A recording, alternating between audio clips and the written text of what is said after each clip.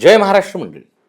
पुणे महापालिकेच्या राजकारणात मोठी खळबळ उडवणारी घडामोड समोर आलेली आहे. अनधिकृत बांधकामाच्या तक्रारीमुळे तब्बल 10 नगरसेवकांची सदस्यत्व धोक्यात आल्याची माहिती समोर आलेली. शहर अभियंता विभागाच्या चौकशीत काही नगरसेवकांनी महापालिकेची परवानगी न घेता बांधकाम केल्याने निष्पन्न झाल्यानंतर निवडणूक कार्यालयाने अंतिम सुनावणीचा अहवाल महापालिका आयुक्तांकडे सादर केलेला आहे. या प्रकरणात भाजप, राष्ट्रवादी काँग्रेस आणि काँग्रेस या तिन्ही प्रमुख पक्षांच्या नगरसेवकांचा समावेश असल्याने या प्रकरणाला मोठं राजकीय महत्त्व प्राप्त झालेलं आहे. नेमकं हे प्रकरण काय आहे? कोणते नगरसेवक रडारवर आहेत? महाराष्ट्र महापालिका अधिनियमातील कलम 10(ड) नेमकं काय सांगतो? आणि या कारवाईमुळे पुणे महानगरपालिकेच्या राजकारणावर काय परिणाम होऊ शकतो?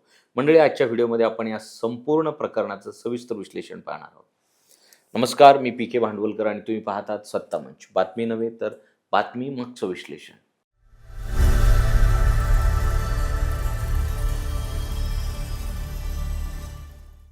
चला तर मंडळी, मग मुद्देसूद पाहूया. मुद्दा नंबर 1.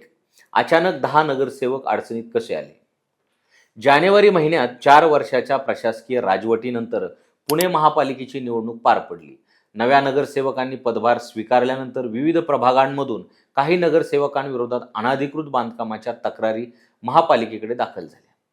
या तक्रारी केवळ राजकीय आरोपापुरत्या मर्यादित नव्हत्या. महापालिकेच्या शहर अभियंता विभागाने प्रत्यक्ष चौकशी केली. बांधकामाचे नकाशे, परवानग्या, विकास नियंत्रण नियम आणि संबंधित कागदपत्रांची तपासणी करण्यात आली. प्राथमिक चौकशीत काही नगरसेवकांच्या नावावर असलेल्या किंवा त्यांच्या मालकीशी संबंधित बांधकामांना महापालिकेची आवश्यक परवानगी नसल्याचे समोर आले. त्यामुळे हे प्रकरण आता थेट सदस्यत्व रद्द करण्याच्या टप्प्यापर्यंत पोहोचलेलं आहे. मुद्दा क्रमांक 2. नेमके आरोप काय आहेत? या प्रकरणाचा केंद्रबिंदू म्हणजे अनधिकृत बांधकाम. महापालिकेच्या नियमानुसार कोणतंही बांधकाम करण्यासाठी मंजुरी नकाशा, आवश्यक परवानग्या आणि बांधकाम नियमांचे पालन आवश्यक असते. मात्र चौकशीत संबंधित बांधकामाची अधिकृत परवानगी उपलब्ध नसल्याचे समोर आल्याचं सांगितलं जात आहे. जर चौकशी अहवाल अंतिम टप्प्यातही कायम राहिला तर संबंधित नगरसेवकांवर केवळ दंडात्मक कारवाईच नव्हे तर सदस्यत्व रद्द करण्याची प्रक्रिया सुरू होऊ शकते. मंडळी, यामुळे या विषय केवळ बांधकाम नियमांचा राहत नाही तर लोकप्रतिनिधींच्या पात्रतेचाही बनतो. आता पाहू मुद्दा नंबर 3. कोणकोणते पक्ष अडचणीत? मंडळी, या प्रकरणात एखाद्या किंवा एकाच पक्षाचे नगरसेवक नाही. भाजप, राष्ट्रवादी काँग्रेस आणि काँग्रेस या तिन्ही पक्षांच्या नगरसेवकांची नावे चौकशीत समोर आलेली आहेत.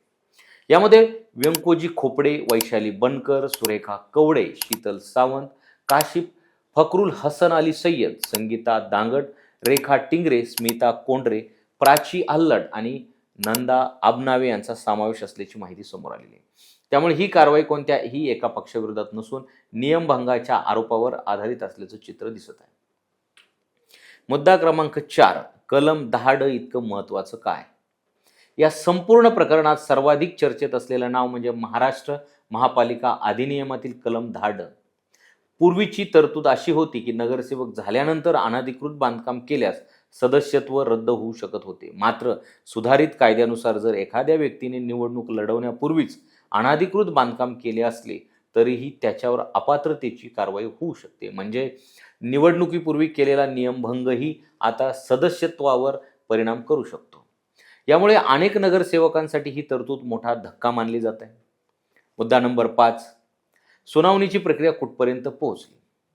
निवडणूक कार्यालयाने या प्रकरणात पहिल्या टप्प्याची प्रक्रिया पूर्ण केलेली आहे. पहिल्या टप्प्यात 5 नगरसेवकांचे अंतिम अहवाल महापालिका आयुक्त नवल किशोर राम यांच्याकडे पाठवण्यात आलेले आहेत. यापैकी 4 नगरसेवकांची प्राथमिक सुनावणी झाली असून काहींनी अतिरिक्त वेळ मागितल्याची माहिती आहे. उर्वरित नगरसेवकांच्या प्रकरणामध्ये शहर अभियंत्याचा अंतिम अहवाल येणं बाकी आहे.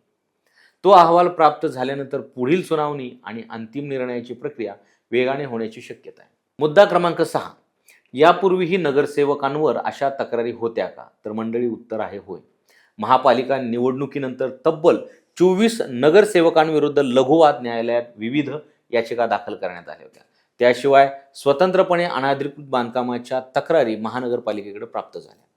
यावरून निवडणुकीनंतर अनेक नगरसेवकांच्या पात्रतेवर वेगवेगळ्या कारणामुळे प्रश्न उपस्थित झालेले आहेत. मात्र सध्या सर्वाधिक चर्चेत असलेले प्रकरण म्हणजे अनधिकृत बांधकामामुळे सदस्यत्व रद्द होण्याची शक्यता. मुद्दा नंबर 7. जर सदस्यत्व रद्द झालं तर पुढे काय? जर आयुक्तांनी चौकशी अहवालाच्या आधारे सदस्यत्व रद्द करण्याचा निर्णय घेतला तर संबंधित नगरसेवकांना न्यायालयात जाण्याचा पर्याय उपलब्ध राहू शकतो. मात्र अंतिम निर्णय कायम राहिला तर संबंधित प्रभागांमध्ये पोटनिवडणुका लागू शकतात. यामुळे पुणे महापालिकेतील पक्षीय गणित बदलण्याची शक्यता निर्माण होऊ शकते. विशेषतः 3 मोठ्या पक्षांचे नगरसेवक या प्रकरणात असल्यामुळे आगामी राजकीय समीकरणावर त्याचा परिणाम होण्याची शक्यता राजकीय जाणकार व्यक्त करत आहे. मुद्दा नंबर 8. या प्रकरणातून नागरिकांसाठी कोणता संदेश आहे? महापालिकेचे नियम सामान्य नागरिकांसाठी जितके लागू आहेत तितकेच लोकप्रतिनिधीसाठीही लागू आहेत. लोकप्रतिनिधींनी कायद्याचं पालन करणं अपेक्षित असतं. जर नियमभंग झाला असेल तर कायद्यानुसार चौकशी आणि कारवाई होणं ही लोकशाही व्यवस्थेची गरज आहे. त्याचवेळी चौकशी पूर्ण होईपर्यंत संबंधित नगरसेवकांना त्यांची बाजू मांडण्याची संधी देणंही तितकंच महत्त्वाचं आहे. म्हणूनच अंतिम निर्णय येईपर्यंत ही प्रक्रिया कायदेशीर चौकटीतच पार पडणार आहे. या संपूर्ण घडामोडीतून 3 महत्त्वाच्या गोष्टी समोर येतात. गोष्ट पहिली, पुणे महानगरपालिकेतील तब्बल 10 नगरसेवकांचे सदस्यत्व अनधिकृत बांधकाम प्रकरणामुळे धोक्यात आले असून चौकशी अंतिम टप्प्यात पोहोचलेली आहे. गोष्ट दुसरी, भाजप, राष्ट्रवादी काँग्रेस आणि काँग्रेस या तिन्ही प्रमुख पक्षांचे नगरसेवक या प्रकरणात असल्याने पुण्याच्या राजकारणात मोठी खळबळ उडाली आहे. आणि गोष्ट तिसरी, महापालिका आयुक्तांचा अंतिम निर्णय आणि त्यानंतरची कायदेशीर प्रक्रिया पुणे महापालिकेच्या भविष्यातील राजकीय समीकरणावर मोठा परिणाम करू शकते.